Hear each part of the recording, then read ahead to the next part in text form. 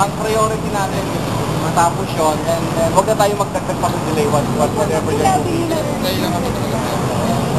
Nag-minutes ago, yung parang you made decision na pwede kami pumunta. Hindi, wala akong sinasabi. Here, pwede rito. Dito. Ang sabi ko dito pwede, walang problema. But to go down sa track, unang-una, hindi abnormal yun eh. Abnormal. Not even we can go down to track. So what happened? Yun nga, kailangan kausapin lang yung safety officer at saka yung operations officer.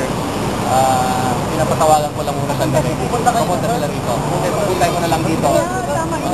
Parang sila lang makapagkwento. Yes. But initially, sir, pwede bang isuliwanag? Yes, initially, ang nangyari, is that,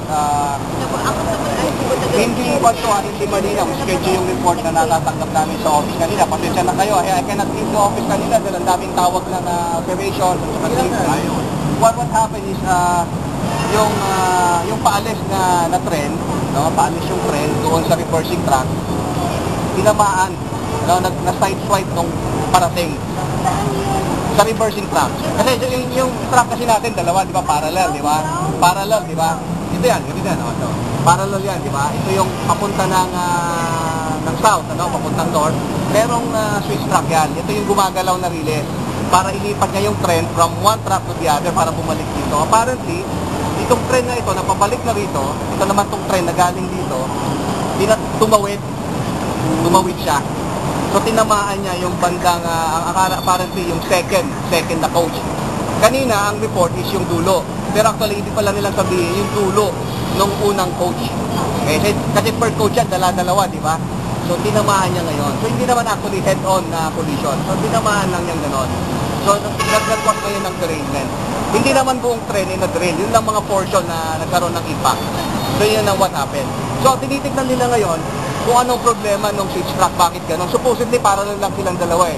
How come, tumawid siya? So, it has something to do with the switch, kung anong what happened. Hindi siya nawala sa track. May switch track doon eh. Sumunod siya sa track. May switch track nga doon eh. Kaya siya tumawid kasi may switch track doon. Yun talaga ang purpose doon. Kasi kailangan siya tumawid para makabalik dito. So ito, nauna, tumawid na siyang gano'n, tapos babalik. Okay. Di ba? Para, yung train kasi explain ko, ito yung relays natin.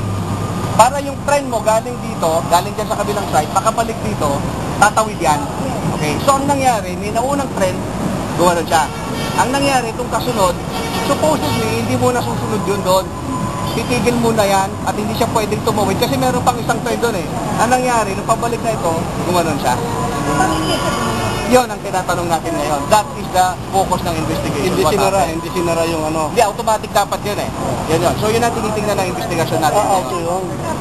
Hindi siya na off track. Kasi when you see off track kasi parang natanggal sa sarili eh. No, hindi nangyari yun. Talagang tumawid lang siya using yung switch track. So, ilinawin natin, hindi tumawid yung tren dahil nawala sa sarili. Talagang tatawid siya using talaga yung switch track. May switch yun.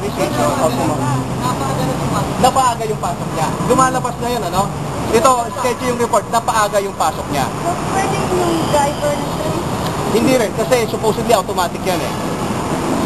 So, nagkamali ito sa track? Oo, ito dapat yan. So, I don't want to speculate too much, masyado tayo nag-speculate. Hintayin na lang natin yung actual na report mamaya, what really happened. Pero itong sinasabi natin is based lang dito sa mga schedule reports na natatanggap natin ngayon.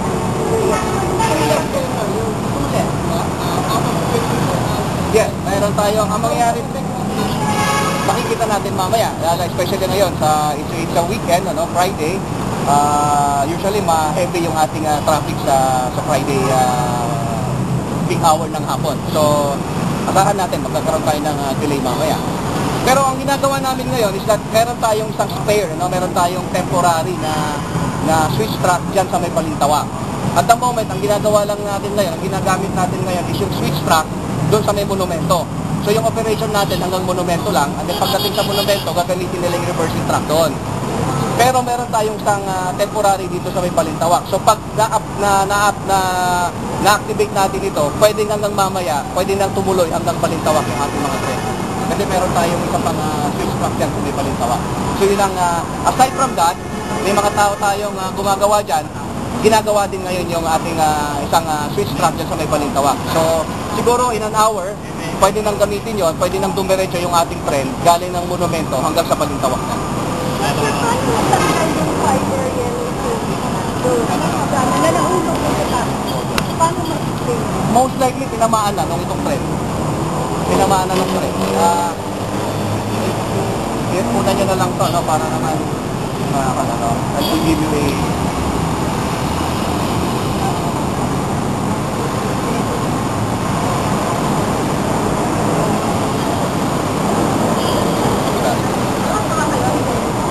Then get to